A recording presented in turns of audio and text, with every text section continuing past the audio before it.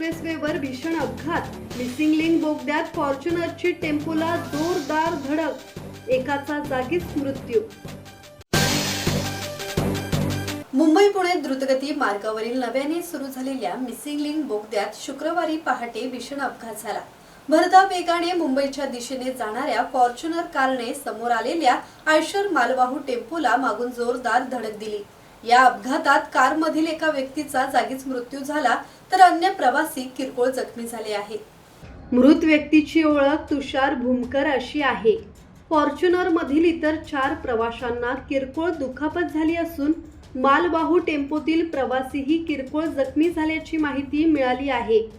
या अपघाताचे CCTV footage social मीडियावर व्हायरल झाले आहे. पहाटे हा अपघात घडला. फुटेजमध्ये भरधाव फॉर्च्युनर कार टेम्पोला मागून धडक देताना दिसते. धडकेचा जोर इतका होता की टेम्पो अंशतः उलटला तर कारच्या पुढील भागाचे मोठे नुकसान झाले. अपघाताची माहिती मिळताच महाराष्ट्र राज्य रस्ते विकास महामंडळाची रुग्णवाहिका, बचाव पथक आणि पोलीस घटनास्थळी दाखल झाले.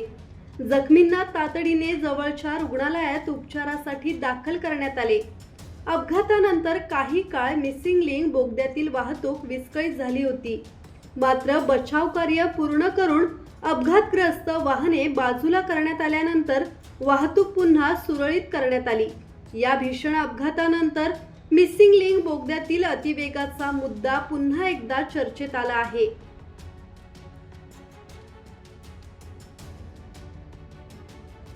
दत्तात्रय शेडगे, संवाद मराठी लाईव्ह, खोपोली.